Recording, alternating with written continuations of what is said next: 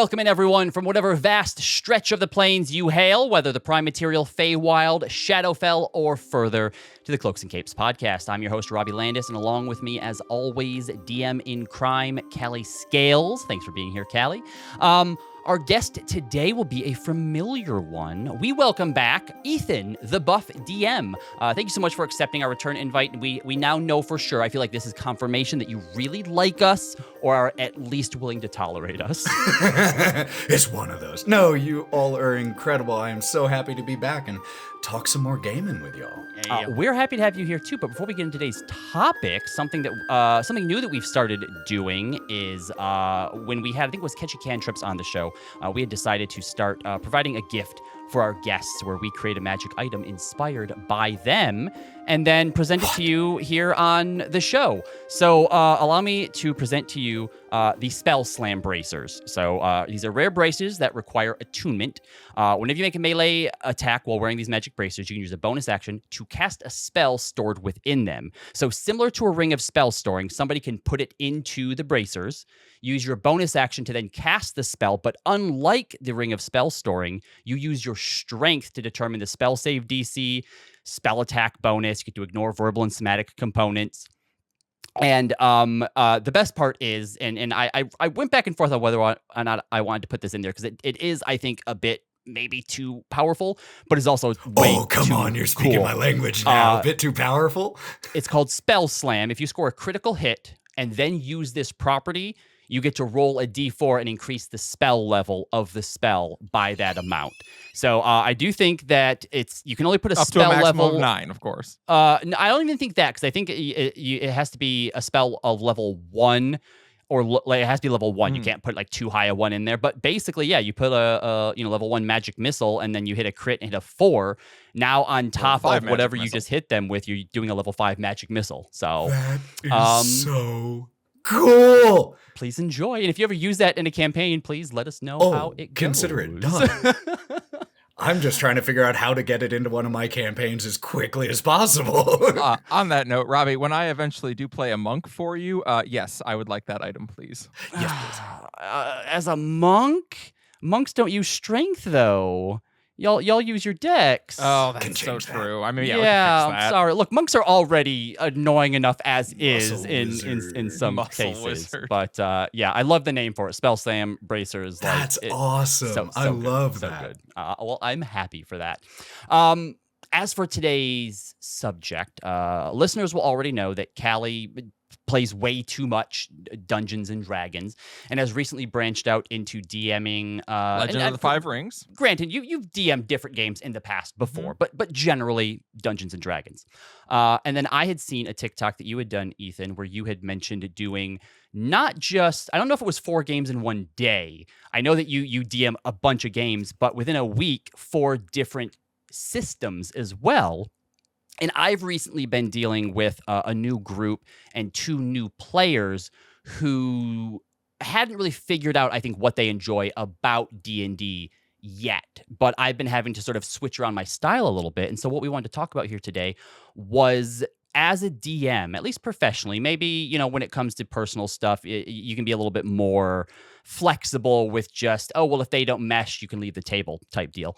But if you are a DM who wants to be able to adapt to and give a good, fun experience, regardless of who's at your table, I thought maybe we would share some insight into how to change up, switch, or adapt your DM style based on players, campaign themes, or even the game itself. And Ethan, I think I need to start with you, just asking you, like, what 4 games and how different are they from one another? Because just switching from campaign to campaign sometimes for me can be a bit daunting or a bit confusing, but like full game systems as well. So I run a number of different systems. It's not just these 4. Those were just the 4 I was doing in that week. But in that week, it was D&D 5e, Savage Worlds, which, for those of you who don't know, Savage Worlds is setting agnostic in that you can use that system for superheroes or Wild West or high fantasy, horror, and everything you can think of. Then there was Mothership, which is one of my favorite little rules light systems. Very brutal sci-fi horror, very fatal. And then there was Identico, which is a cyberpunk system created by a friend of mine, and I was running that for the Norse Foundry charity stream a couple weeks back. So there, like you said, it's not only 4 different groups and 4 different stories, it's 4 radically different systems. Like one of them isn't actually, only 2 of them are D20 systems. Then Mothership is a D100 system, and Savage Worlds is everything but a D20 system. And the tones are totally different because the Savage Worlds game is a horror-themed game. The D&D one was a wacky fantasy, Feywild one. Mothership, obviously, dark, fatal sci-fi. And then it was a mech battle for the Identico one. So wildly different games in wildly different systems. I don't know how I'm keeping them straight in my head, but somehow I am. So I know you asked like what the different systems were. I feel like there was another question that I missed. So the next question coming in after that is, and I think this is both for you and then for Kali, who's just now starting up L5R. I've only ever DM'd for Dungeons and Dragons myself, but I'm getting ready soon to start to put together a like a kids on bike kind of amalgamation similar to like what Abria did on Misfits and Magic with like, you know, the never stop blowing up, never stop making magic. So that'll be sort of my first time branching out into something new to DM. So my question though is, you know, what kind of difficulties do you find that you run into or that you have ran into? Do you want to take this first, Kali? Yeah. So I guess for me it's a little simpler having only like 2 main systems that I'm running, but I've run in the past. We've got Eclipse Phase, which is like ultra futuristic transhumanism, sci-fi. I've done Star Wars in the fantasy flight system. I did Star Wars with you as well. Yep. In fact, I kind of also consider this as well would be one of the things that I think people are interested in, is because you're probably also teaching your players how to play these at the same time too. Yeah, I know that I must have been a headache during the Star Wars game. Wasn't that bad? No. So a couple things about it, right? Obviously, there is a need to switch up your DM style to fit the system because different systems are built to tell different stories. And I think L5R is actually a great example to kind of build on that point with, because in Legend of the Five Rings, the setting itself is lawful evil. When it was actually one time imported into D&D back in 2nd edition, it was a lawful evil setting, Rokugan was. And that is because it is heavily mired in the caste system. You know, samurai are good and powerful. They're the warrior and noble class. And then there's the dirty peasants underneath them. And then there's the dirtier peasants underneath them. And then there's the emperor above all. And so it is this rigid caste system with really strict social expectations. And if you go into it with like a more D&D-esque typical Western mindset of I'm going to, you know, fight the system and beat the system, you might get to do that, but you're not going to get to enjoy the game because the system isn't built for that. Your characters in that system, for them, this is the way of the world, and it is good and righteous. It is the way that things are supposed to be. So it can be kind of a switch, not just as a DM, but for players to then play this kind of story where you have to acknowledge the struggles of the world, but play a character where for them, they don't know anything else. And for them, it is good and right. And if they don't live up to the expectations of the system, that is a failing on them, not on the system itself. And when you find players who are willing to play in that style and to deal with those realities, it's an incredibly fun system to play in and to struggle with the drama that it creates. I think you hit on so much there that was so important. And starting from the beginning, one of the first questions, I think, one of the struggles when you're using any system, but especially a new one, is, are you trying to work with the system or against it? Are you going to actually try to tell the stories that this system wants to tell? Right. Or are you going to do what so many people do with 5e and just try to warp it and bend it to tell the type of story you wanted in general. So that's the first question. But the most important part, especially for certain systems, is the onboarding of the players, the buy-in of, especially in today's TTRPG zeitgeist, where D&D 5e is 99% of games that people play and might not have ever tried a new system, and therefore not even realize how much the system itself contributes to the type of story you're telling. Right.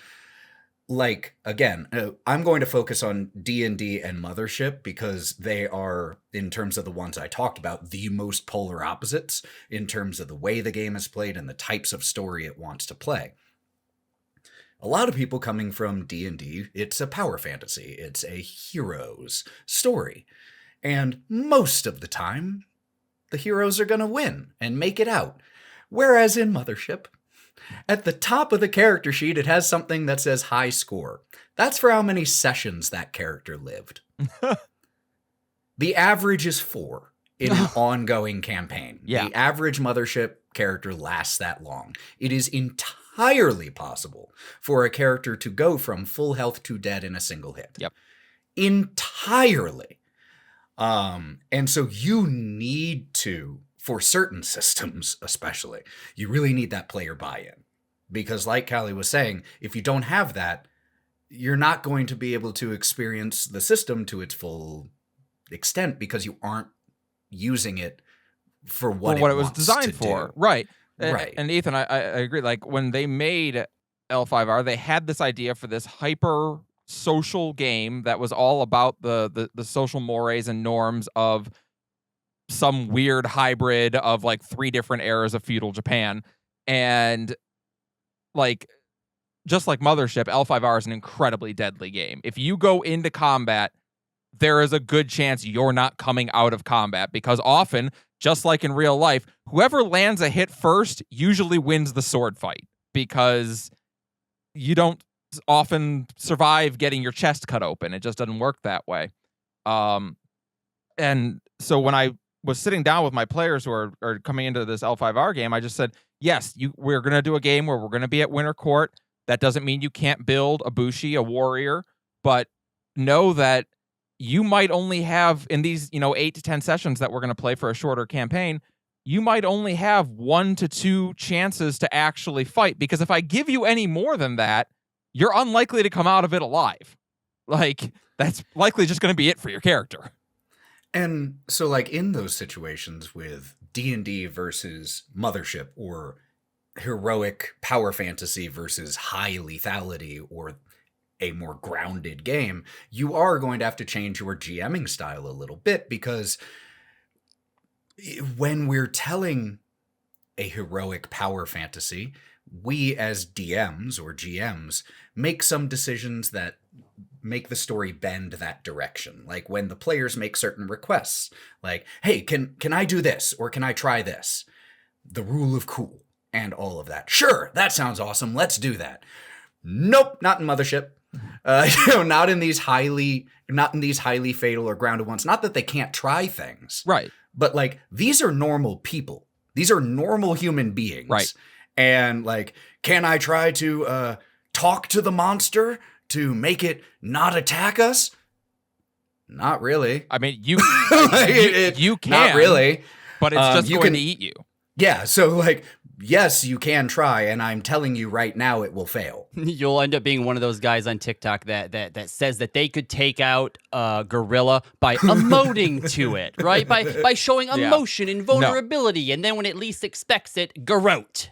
No. And yeah, and that isn't a cruelty thing. That isn't saying that Mothership is an adversarial system. It's not. You're still on the same side as your players, and that is to tell this memorable, cool story. But the type of story that it tells is different, and the story will often be enhanced by leaning into the system itself and what it wants to do. Like a lot of the Mothership games I played, if I had just made weird rules decisions so that they were heroes, like, okay, Well, and it wouldn't have been as memorable. And I think that's another problem or another issue we get into when people have only experienced heroic and power fantasy is they think winning is the only interesting story. Right, exactly. And I think what you see is we all come from a very obviously Western mindset of, a hero's journey is the Hollywood story of the hero who fights against the system, who fights against everything that is wrong with the world and does the right thing, even if it means they have to kind of be a loose cannon sometimes. Again, just to use L5R as an example, right at the beginning of the book, it tells you that this system was written to tell a more Eastern style of heroics, where a Eastern hero is someone who works within the bounds of the system and still accomplishes something great in doing so. And that is the kind of story that you'll get out of L5R. And I think, you were mentioning with Mothership, this idea of people are going to come into the game and, they want to talk to the monster or they want to do a thing. And I could let you do that, but we're not playing Mothership or L5R at that point. We're playing D&D with a new skin on it. Because when we think of our DMing style, in D&D, I can spend a lot more time playing villains and playing bad guys and showing the bad things of the world, because the players are going to be the heroes that step up and overcome that go, no, this is the way that it should be, and they're going to overcome and make that happen. Whereas in a highly lethal or lawful evil setting, you can spend more time showing some of the good in the world. That even though the system is this way, there is good in the world. Mm-hmm. And so that's a change you have to make as a DM when you make that switch over. And not to get too deep into the weeds about Mothership specifically, because that's not what this is about. Right. But if, just as an example, if they were encountering a xenomorph style thing and the person said, can I communicate and talk to it? And let's say I made a rule of cool decision and said yes. What does that do to the story? That alien thing is now less alien. Right. It is now less horrifying.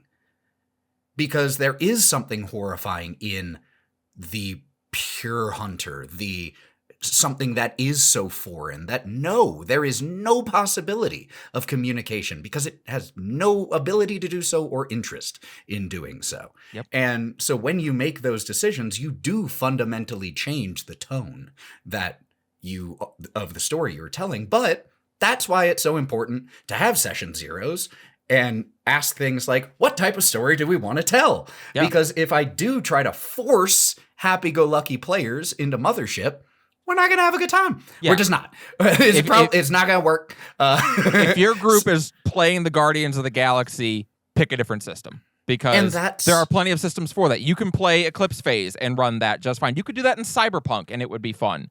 And that's why it's so, I think, great for DMs to have this toolbox of other systems. I know that, again, the trend right now is if you got 5e, you're pretty much good, and we can tell sci-fi stories and this and that, and yes, we can. But the more systems you as a GM have in your toolbox, the more when you're playing with a new group and they say, I want to tell a story that's like this, instead of having to go, how can I massage the systems that I know into that shape? You can go, I have a system that's already that shape. It's exactly what you're looking for. And guess what, GMs? It'll probably be better than what you homebrew as a system because it's game designers and it's been play tested and it's less work for you. It is less work to learn a new system, especially rules light ones, than it is to remake a system to make it tell the type of story that other games are already telling. And that isn't me trying to be like D&D bad. I run D&D 5 times a week, but there's a reason that there are other systems. And you also don't have to use it like when you think of this idea of like adding it to your toolbox. One of the things that I've learned playing other games is sometimes you find something that you might just put yourself in a moment in D&D where you could take something temporarily and use it in your game, right? You might have this moment of, oh, I don't really know what to do. I guess just roll a bunch of D20s for me to like try and figure something out. But then you might be like, hey, you know what? In this other game, they use this exploding dice mechanic. So maybe while we're in this world and you guys got this boon from the Archfey, everybody can have like this bonus dice that levels up until we leave, and then it's gone. Like you find other ways to inspire cool moments as well, and that can work in all sorts of different ways. So yes, obviously when it comes to actual games, themes, mechanics, stuff like that, things are going to change wildly, and I think both the DMs and the players have to be on board and ready to adapt for that. Yeah, and one thing that's nice about it too is once you're able to do it, once you're able to play some other systems, you're going to find that some of the skills you learn in those other systems are going to translate back to your home base. If that's D&D for you or whatever your home base is. One thing I have learned running L5R in just a few weeks is because the system is so lethal, we haven't had combat in 3 weeks, but we have had some high pressure court situations. Wait, hold on. Do you mean that players actually try to avoid combat instead of just going, oh, fuck it, I punch him in the face? No, because in this system, not only might you just die in one hit when you get in combat, but even if you win, if you didn't have a viable reason to start that combat, and I'm sorry, but they said something mean isn't good enough, your lord's still going to just demand your seppuku anyway. So, you have to stay away from that kind of thing. I know it's a silly comparison, but it's like when bodybuilders would frequently, especially old school, might take ballet classes. Correct. Because there are skills that they can learn in this entirely different system of moving their bodies that can help them in their main system. Exactly. And you can do the same thing. Try new systems. There are so many, and a lot of them cost under $30 for the whole thing. Yeah. No, just 3 weeks of running L5R, I already feel so much more confident doing like a big social setting scene where, I'm just going to let my players go into, a party or, a court or something like that. I can just make a session out of that now because I've made 3 sessions out of it already in L5R. So you can take that skill and put it in D&D too. I want to go back to something that Ethan, you had said a minute ago about, players might come in and then not have, any fun if they're not on board with what the theme or the setting or the system's supposed to be. And I want to kind of spin that a little bit because I recently got a new player who I've been playing now with. I said recently, we're 30 sessions deep, but they were brand new to D&D, and they have issues sometimes sort of picking up on social cues. They weren't sure that they would have fun as far as like role playing goes, because our community is very role playing heavy, very let's tell a story centric, and that wasn't really what interested them. They were interested in the combat. Recently, we did a dungeon crawl, which they said is the most fun they've had. Kali, classically, hates traditional dungeon crawls. So, which worked out great because I was absent for those sessions. You were, yeah. So I'd like to get your guys' thoughts on what about when someone sits down at your table and the stuff that you find fun or the stuff that you are really good at, they don't seem to be engaged with. Now, I think in most cases, it's probably just going to be like, well, look, if you don't gel with the table, it's probably just finding a new table to play at. But, if you're a DM, again, who wants to find a way to try to bring everyone in, because I think my favorite example is back in the, don't nobody go for the pitchforks, the 4th edition DMG. It kind of breaks down. I loved 4E. It kind of breaks down that a lot of players can usually fall into certain roles, the explorer, the min-maxer, the role player, and you shouldn't have to have everyone of the same role at your table to have fun. So how do you go about adapting your play style to suit players who find enjoyment in different things? So I think there's 2 things about that. One is first identifying your deal breakers, right? If you come to my table and your favorite thing in the world is dungeon crawling and you're not going to have fun if we don't do it, well, that is one where I'm just going to say I'm not the DM for you because I hate dungeon crawling and I hate running dungeon crawls as much as I hate playing in them. So there are things like that. But I think there are times where you can just look at it as the DM and say, there is something I need to adapt for these players. And the example that I'll give, and I know they both listen to this show, so I promise that I'm not calling you out or saying anything bad about this, but this was a great learning experience for me. I have 2 Gen Z players, which is something I am getting used to. And I've learned that my Gen Z players, I cannot tell the same stories with the same story beats as I do my millennial players. Interesting. Yes, and I thought it was too, and that's actually why I pitched this idea for an episode, is they are not interested in the story of I deserve my revenge, but I will be just as bad if I go down that route. They don't want to turn the other cheek. They don't or want to take turn the high cheek. road. No, they are not about it. They are like, I'm not rising above shit. I'm not a loaf of bread, bitch. Let's kill this person. And so I have had to learn, like, okay, so they're not going to get a lot of satisfaction out of me trying to make this villain redeemable. They want to fight and beat the villain. And the other half of that is that they also want to see tangible change for what they have done. They are not interested as much in the stories of, well, we made a small step in the right direction and, you know, over decades, maybe we're going to fix it. They want to see a tangible change that they've helped to create. So when I'm DMing for these 2 players, I know in my head that I need to show how their actions have affected things, or they're really not going to like it. Can I ask a question? You may. How did you learn that about them? Was that something that they told you, like about the types of stories that they want to tell in session 0 or a sheet? Or was that something you discovered by telling the other types of stories and seeing their reactions? So these were both players who came to me as new players to tabletop gaming. They really hadn't done a lot of role play, so they were learning it, and they both got bit by the bug pretty hard and now love it. But it definitely was kind of a thing of, you know, I have my mores that I love going to, my themes and tropes that I love, and where most of my players would bite really hard on them, they did not. They really struggled with the idea of not taking the justice they felt that they deserved. They really struggled with, you know, having to deal with evil while in order to achieve something good. They want it to be good and righteous, and it was a learning experience for me of having to change up my style to accommodate that.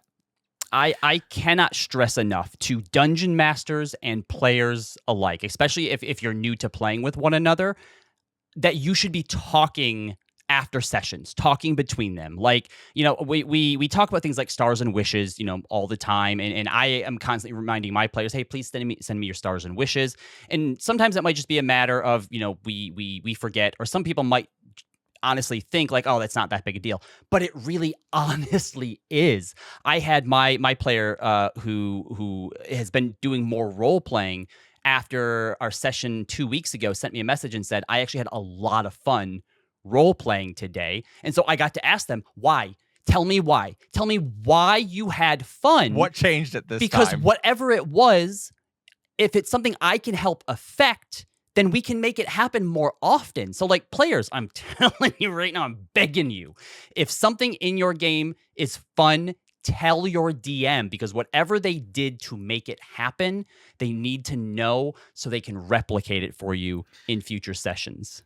And, you know, I'm going to say something a little controversial. Oh, no. We love controversy. I think that sometimes players and audiences, in terms of like viewers of shows or books or whatever, sometimes think they know what they want and don't. Can you give us an example? Because ask a lot of people before Game of Thrones came out, do you want a show where main characters die?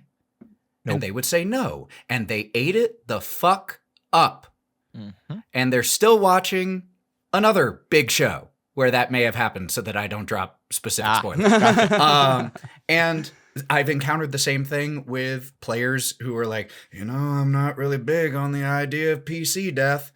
And then when it happened, was intense and remembered and loved. And this isn't to say in any way, if they tell you they want to tell story A, tell story negative A. Like, that's not what I'm saying. But I am saying that it's okay to still, if that's a type of story you enjoy, as long as it's not crossing boundaries, Yeah. you can still have those elements in there. And you might find that they have that opinion or thought of what they will like because they haven't actually experienced the other. And then when they get to experience it, oh, that was actually great. But also going back to the thing that was initially said about how do you adjust when your style and their style just is not meshing. One, I think like Kali said, it depends on how far apart they are. You know, Know if your it's deal breakers. diametric, it might just be, sorry, this just I won't be able to be your DM or you won't be able to be mine. Yeah. That type of If your thing. player literally says, like, I don't like all this talky stuff, can we get to the fight? Like, then I'm sorry, I'm not the at your table for you. Right, and that won't work for Kali. Right. But I think that as long as they aren't diametrically opposed, kind of like I just said about players not necessarily knowing what they want all the time, same with the GMs.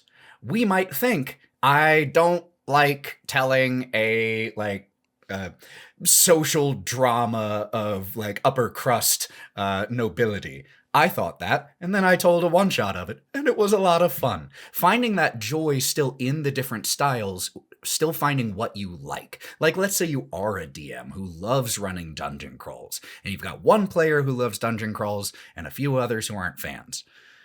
One, occasionally have big old combat sessions, you know? Because then that player's going to have a great time.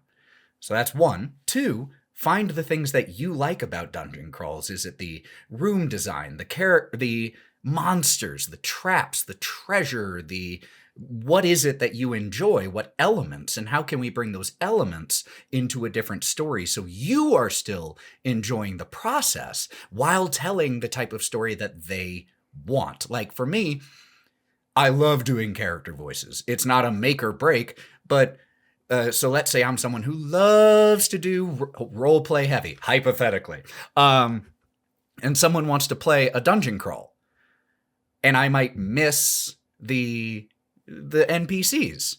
And even if I'm running a module, I might then go, okay, I'm going to put a cute little goblin guy in this room so that I can do that.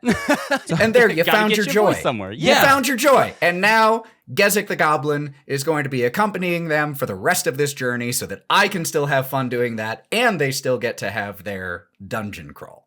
My brother-in-law, who's been my DM now for years in various games, he knows, obviously, I don't like dungeon crawling, but he made it his goal. It's like, I'm going to make a dungeon crawl that you like. And he created this concept called a fairy dungeon, which I have adopted wholesale, and I use it in my games. And the premise is that each of the players is assigned one of the major arcana from the tarot deck, which is based on, who they are, or the story that they're telling.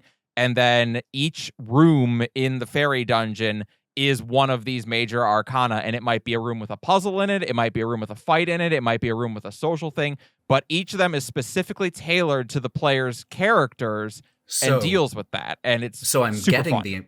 I'm getting the impression that what you don't like about dungeon crawls is, one, the disconnected nature from the PCs and how it isn't directly related to them, and even the disconnected nature of the room, or disconnected or repetitive nature of the rooms. Can be, Having DM'd for her, I think specifically it's when you have a map and you have to act as the way you are on the map, because a lot of times, especially when it devolves into, okay, who's our stealthiest person, you go ahead and just tell us what there is. Like when it breaks down into crawl by crawl turns, because that happens a lot for me as well, when we take even just like, because when you walk into a room, you wouldn't go like, all right, so-and-so, you have 5 minutes to go check what you want, then I'll check what I want, and you check what you want. Like, it doesn't feel natural, right? And I think that's ultimately what usually, for people who are into role play heavy stuff, what ultimately ends up kind of hurting the idea, the actual, like, crawling part. Right. And I think this is a great example of how you could still combine your love for things and appeal to the players. So let's say I am a huge dungeon crawl DM,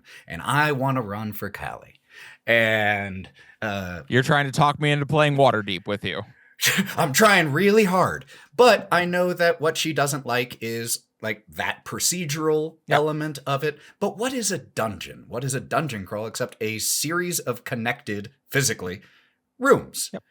What can be in those rooms can be unlimited. It could have someone in there that you have to negotiate with that has some social drama and interaction. There could be a mirror room that reflects your darkest nightmares of who you were in the past. And this is still, and then they come out and fight you. This is still a dungeon. Right. This is still a crawl. You still have to make it through these 50 rooms, but they can be interesting. Right, but you dry heave at that. But if I told you we're going to have 50 really cool encounters, some of them are going to be social intrigue, some of them are going to be puzzles, some will be fights, some will be just wondrous sights that you'll be able to interact with. Now, isn't that what playing a campaign is? I mean, yeah. Is, a series of encounters? It's just that they're all in one building. And that's the challenge of it too, because even if you go to something that's been something recent, like the Keys to the Golden Vault, for example, right? Yeah. D11A is literally called Empty Office. All furnishings have been removed from this room, leaving nothing but dust and cobwebs. Why is it in there then? What? What's the purpose of that room? One, a place for you to hide and rest in the dungeon so that you can get a long rest and barricade it. You can still have that, though, and have had something be in there to begin with. Totally. Right after that, Marcos's office, and there's a few things to like find in there and stuff. But I do get, again, having played with Kali, some of it, but you're 100% right when it comes to this idea of styles. Like, we think of what are the 4 pillars of D&D, right? We have combat, exploration, role play, and romance. I never remember the fourth one. Is there a fourth one? That's our fourth one. Is there just 3? Maybe it's just 3. Okay, I made up the fourth one. So the 3. No, romance I think fits. We can add that. I mean, in 2025, romance is its own is the 4th pillar. category. Yeah, but there are a lot of people who treat those as being completely separate things. When we're in combat, right? Whereas Kali easily gets bored in combat, especially if she doesn't feel like there is some sort of payoff. Why does this matter? Why are we fighting right now? And in a recent session of ours, our Warrior of the Elements monk was basically challenged to a battle from one of the Fire Ashari leader to prove themselves. And obviously, no one here is going to kill anybody. And Kali's character in the middle of that, and we had kind of, talked about this a little bit ahead of time. She had warned me like, hey, Callista doesn't get this. This doesn't mean anything. They're not going to do anything to us, and walked off during the battle. And so Scanlan Shorthalt, who was there as a guest, who is also a performer because she was a bard, runs after and was like, what the hell are you doing? And she gives him this, none of it matters. And it doesn't matter to you, but your friend back there, this is their big break. And you're the scene partner that just walked out on them. That connects so well to something I was going to say. Yeah, so please, let's say go. We have a table where we have 4 players and their 4 different styles, at least that they enjoy most. We have the in-maxer, dungeon crawler, theater kid, and the observer. I like which theater is kid, definitely that's for sure. Observer is also a very common now player style. The person more who and just more. likes to sit back and watch the actual play, Just and likes then to be there, contributes when and they I can. respect them. Yeah. As long as I know that's what you want, then I'm happy because I don't have to check in with you as much. Like I will, but then I know if you say I'm good, that you're not bored, you're enjoying. But yes, I've got one of those players at both my my Sunday and my Tuesday group where it's like, one of my friends, Steve. Yep. I qualify him as an observer player. He loves to watch. Our producer Lloyd says I feel called out. Lloyd is definitely the observer as well. Yeah, not at all. Not at all. Especially, and I think it's especially common amongst people who came to RPGs from actual plays. Yes. Because your first exposure to it wasn't playing. It was watching. And I know that so when you do have something, like it's going to be good. Like you're really into this moment as well. Yeah. Yeah. But what I was going to say was, and this isn't a GM style thing, but in that situation where you have these 4 distinct preferences amongst your 4 players, I think it's important sometimes to remind everyone that you're all here playing and telling this story together, and to take joy in the other player's moment and joy. If that person loves figuring out puzzles, like, don't Be happy check for out. them. Don't check out when it's not your vibe. If you can fight it. I understand we have ADD and we have distractions and it happens. But like, I enjoy scenes I'm not in because I enjoy watching them do it. And so I feel like I should also enjoy styles that I might not enjoy when one of my friends, who are the people we're telling this with, is having a good time. I enjoy that. I think back so to I our- think just remembering we're all here as friends to tell a story together, and this person's having a moment, be here, be present, find that joy, I think can actually go a long way, as silly as it sounds. Well, I think back to Robbie, when we did River 6, our first dungeon crawl, and I really decided, like, at the beginning of the dungeon crawl, I said, I'm going to make an effort as a player to have Callista be present and excited and into it. Was this in the museum? No, this was the one in the underground cavern after we survived the river rapids and jumped off the waterfall. Oh, right. Yeah. And even that was kind of, oh, yeah. I actually took that out of Waterdeep Dragon Heist. I basically just took like a section of Xanathar's lair. Yeah. Yeah. So, and I remembered at the beginning of it, I made my determination, I'm going to have Callista be present. I'm going to really make an effort with this dungeon crawl.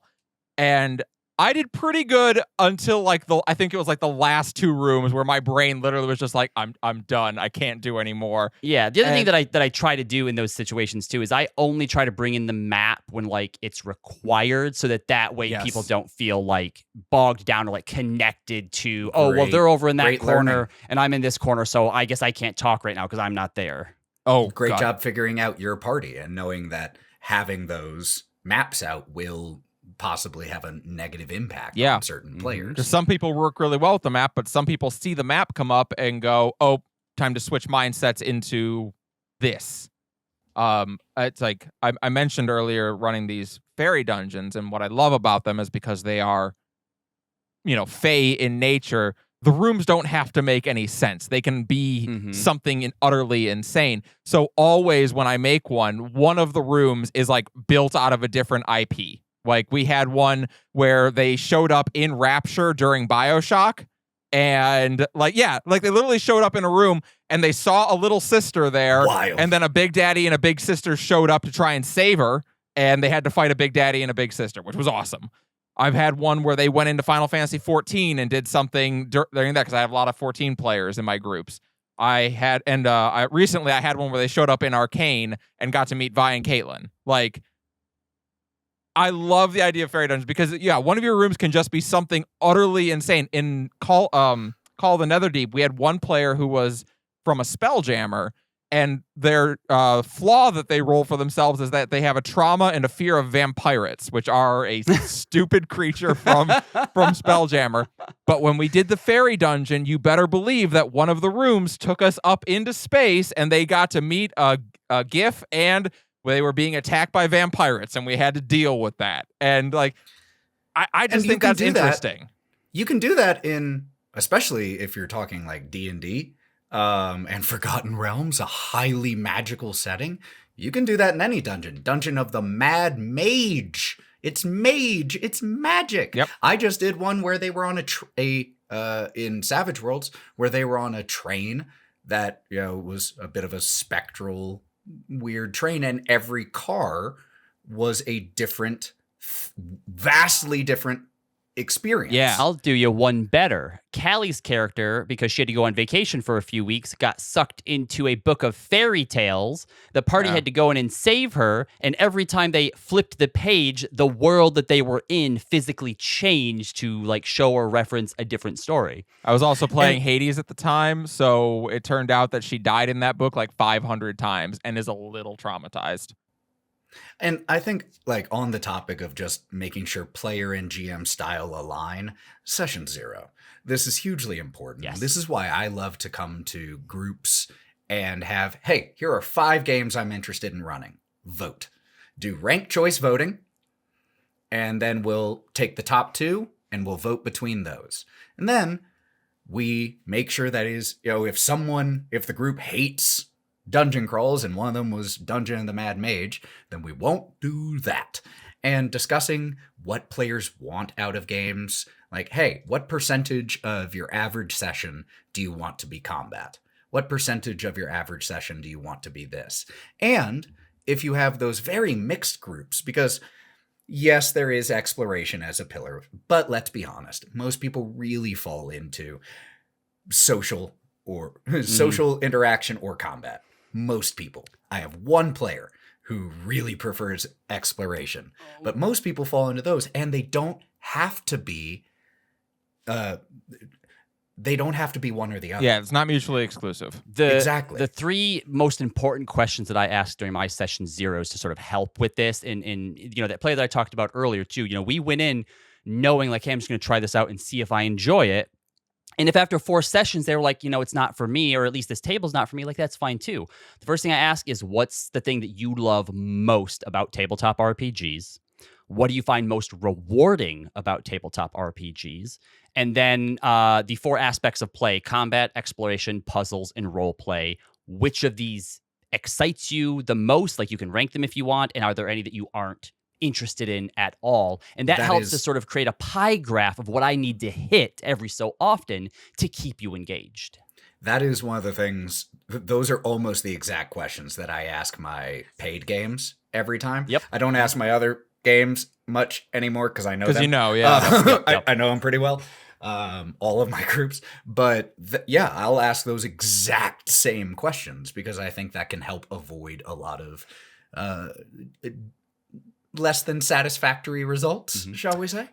All right, not to bring us to a halt or anything like that, but we are coming up on what is usually the end of the discussion period here. So give me some final thoughts here, right? If you were to try to condense down, your advice or your sort of most important thoughts into, I don't know, like a nice little bite-sized TikTok-shaped clippable moment, what would you say to people who are trying to adapt for either a professional sense or just so that they can be more inviting and welcoming at their table? When trying new systems, player buy-in is absolutely key. They need to, and both you as the DM and them as the players need to understand if you are trying to work with the system you're playing in or work against the system that you're playing in. And DMs, please try new systems, not because there's anything wrong with D&D other than the people who make it, but mainly because you will pick up new skills running other systems that you can then bring back. I'm going to echo the try other systems both as player and GM, because you'll discover what you actually enjoy better when you're exposed to more things. You will also discover new skills so that when you need to tailor your game to particular desires, you'll have that experience. If you've played a game that is almost exclusively social interaction, you'll be that much more prepared when your table wants to run that. And also, when you are adjusting your GMing style for your table, don't entirely get rid of the parts that you love too. You are still a player, and there are still ways to insert and inject those parts of the game that you love while being faithful to the desires of your players. But just remember, you're a player too, and it is okay if the goals are too diametrically opposed to say, hey, I'm not the right GM for this, but if one of you wants to run, I'll be a player. And what I'll add on to both of those things is that no type of content or no thing that you enjoy has to be one thing. Practice and learn how to mesh those. You can role play during combat. You can have combat during puzzles. You can do exploration while you're fighting. Find and practice ways to sort of mix all of those things together, and you'll find that your players are better for it, you're better for it, and your sessions are more fun for it. Amen. Now, normally here at the end of the show, we go through some Am I the Assholes? But I wanted to try something a little bit different today with Ethan here. Now, we may still have an Am I the Asshole at the end. I don't want to completely rob you of it because you were pretty excited when you noticed it at the top of the show. But we're going to play a little game that I've adapted from a film TikTok that I saw, and it's called A D&D Monster in 10 Words. So the two of you, I haven't decided if this is like a head-to-head thing, and like the first person to get it wins, and maybe I'll like make them something. I'll do. I don't know. We'll see. But I think that Ethan will get the first guess each time. But I'm going to say a single word.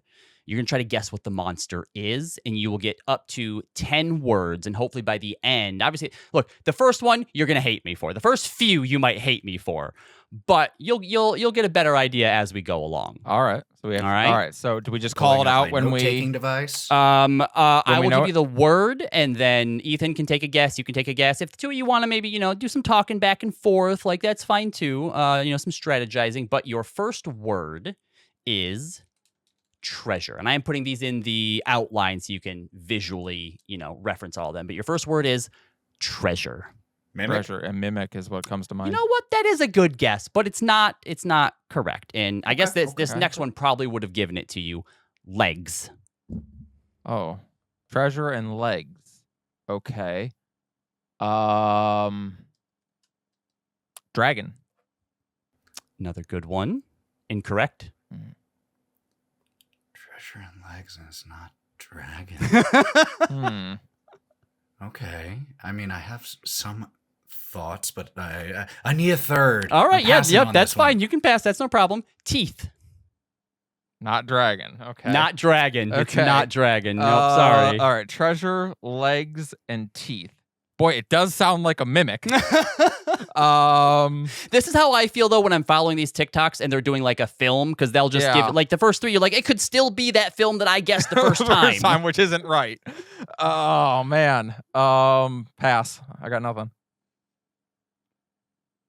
Next, This isn't a homebrew. it is not. Is it? No. This Okay. is a. I was like, is this a D&D treasure monster. elemental or D&D something? monster for sure. Oh, I'm gonna feel so dumb. I think by the end you'll get it. All right, here's your next clue is elemental. Treasure, legs, elemental, teeth. Do you have What are you something, thinking, Ethan? Kali? Well, now I'm trying to think of like some of the weirder elementals out there, because there are some things where like they're technically called elementals, even though like it isn't like fire elemental. I will tell you that this thing is elemental in creature type, not in the way that we think of Yeah. elementals as just being composed of an entire elemental Okay. or of an entire element. Okay. Oh, wait. Is it? Is it a Zorn? It is a Zorn. Yes. The other words I had were Underdark, Camouflage, 3, Burrow, Teeth, and Gemstones. I had to. Oh, I had Teeth on there twice. Oh, so it's a good I thing went I didn't and get there. pulled Zorn up because I was like, that's not an elemental. It Wait, is. It is. It is. I think- At what point did you think Zorn? Was it with the elemental clue? elemental gave some, and the fact that it wasn't mimic or dragon again after we checked for a second time that it wasn't those. Yeah, I don't think I would You have. sure it's not mimic? I don't think I would have gotten into the last one. Like I would have gotten it on Gemstones? Gemstone. Yeah, Nice, but I don't nice. think I All would have right. gotten it until then. That was good. That was You good. had camouflage as one of them, I right? did. Yeah. Yep. That Yep. would have helped. But again, Like I like it works for mimic. Yeah, Everything that's- but legs. that's- an elemental. like you just said like camouflage, and I'd have been like wolf in sheep's clothing. Someone that's hiding in a great. pile of treasure. It's just a rogue who's hiding in a pile of Yeah, this treasure. whole thing was actually just a human rogue. It's just bandit.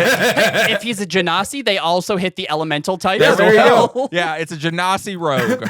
All right, we have time for our Am I the Asshole, though. All right, so let's go ahead and jump into it. this one. So am I the asshole for not telling my other half that one of our coworkers is our daughter from our past lifetime? So to get into this, Other half, like your partner, like your spouse. I think so, yes. So I'm a Somni spirit, and my other half is piloting the body for our 45th they're an Onaroxy. lifetime. So for those who don't know, the Onaroxy is a homebrew species of ours, which is basically two souls in one body. One of them pilots the body, the other is just like a conscience, and every time they die, the conscience is the new body, and the other one Yeah, they becomes swap the soul. places. And whoever the Somni spirit is, they have knowledge of all their past lives, but the actual Onaroxi, the body, does not. Got it. Okay. Through a strange series of events, we ended up working with our daughter from our 44th lifetime. Oof. Now, while we had a pretty good relationship with our daughter, our wife and daughter had a very contentious relationship. And I feel like I let our daughter down, and then we died. So I didn't tell my other half that we knew daughter at first. However, our partner from our 44th lifetime, who's also an Onaroxi, showed up, and now we have to address some things. So anyways, my other half was a bit annoyed that I didn't share this information and couldn't really understand how our family originally fell apart. In this lifetime, we spent most of our childhood without any family, so the family we've built is very important to us. I didn't think there was a point in making this connection and opening the can of worms involved in it, since my other half doesn't actually remember our daughter. But now it seems that they're bothered by how we abandoned our daughter. So am I the asshole? Skeptical Somni. All right, so let me just try and suss this out. Okay, so here's what happened. Yeah.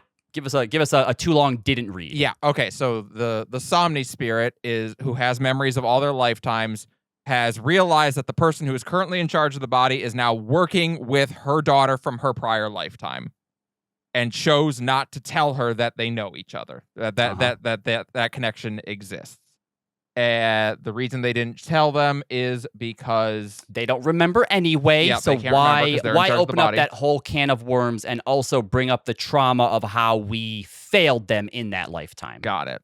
Okay. And I'm presuming ignorance is bliss. Yeah, and then somebody else showed up who also knows these connections, pointed it out, and now it's a problem. Now it's a problem. Why didn't you tell me? I mean, from a player, am I the asshole side, not a player character?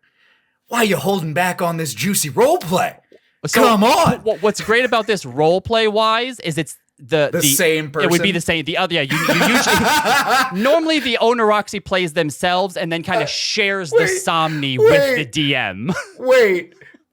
So this Am I the Asshole is about the same player being an asshole to their character. At one character being angry at the other and asking which character was in the wrong. This is why doing these from the perspective of your character is so much fun.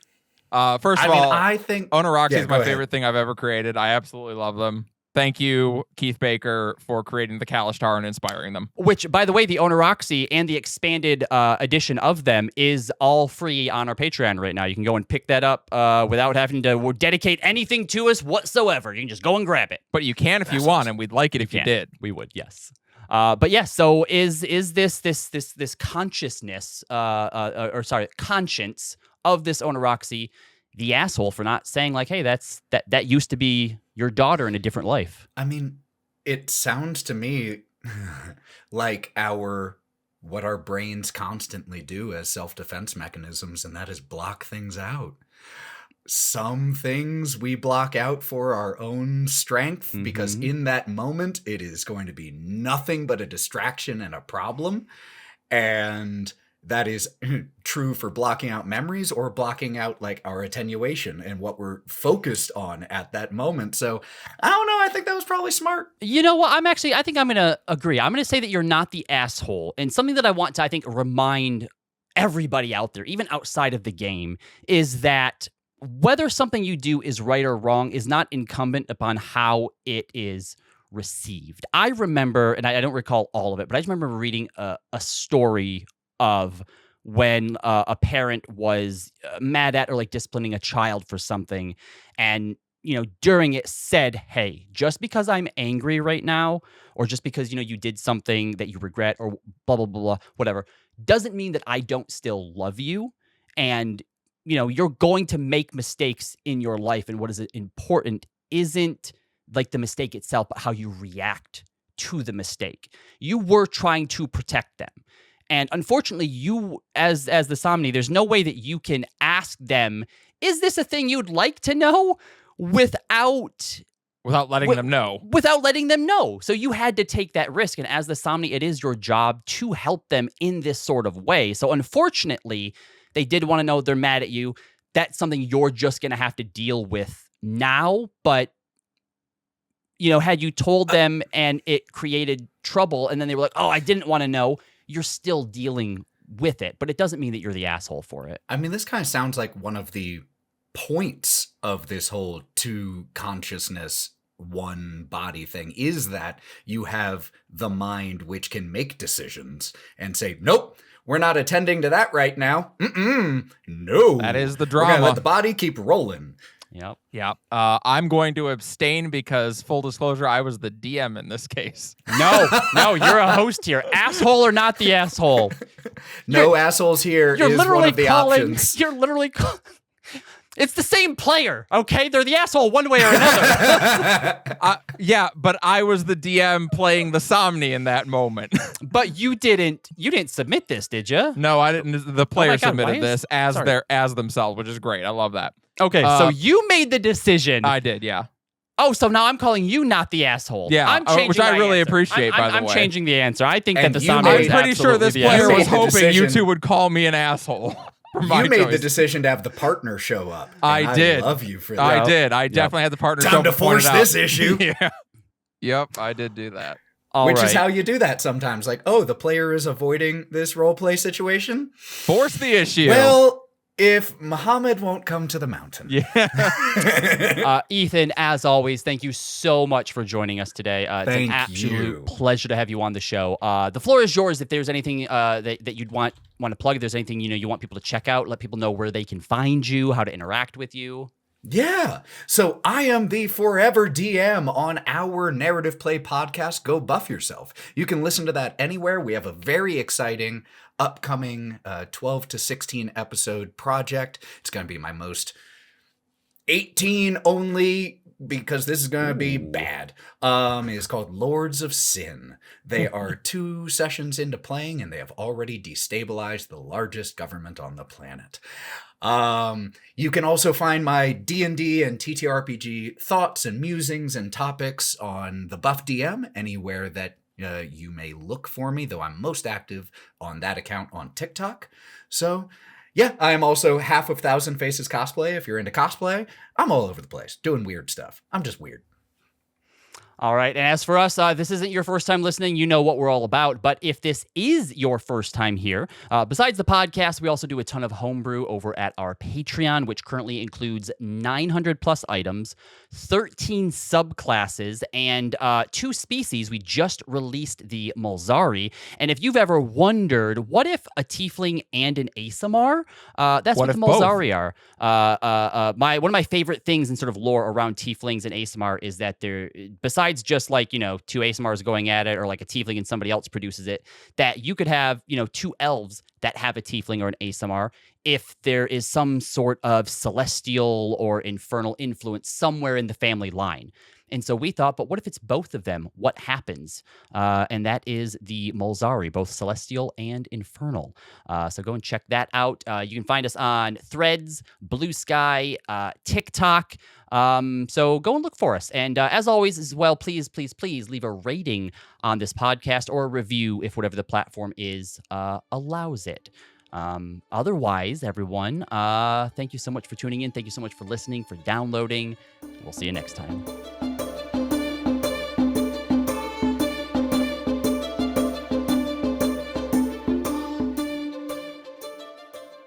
The Cloaks and Capes podcast is created by the support of its listeners and generous Patreon donors. Special thanks to our myth makers and legends, Heartsloth, Dolvik, Celtic Crow, Dark Flux, Gamergal, Strix River, Tater Thoughts, and Capelli. Views and opinions expressed on this program are solely those of its hosts. Editing and production by Aaron Pillen, and music provided by Aidan Hageland. If you want to support the Cloaks and Capes podcast, check out our Patreon over at patreon.com/cloaksandcapes, and check us out on Threads and Instagram at Cloaks and Capes TTRPG.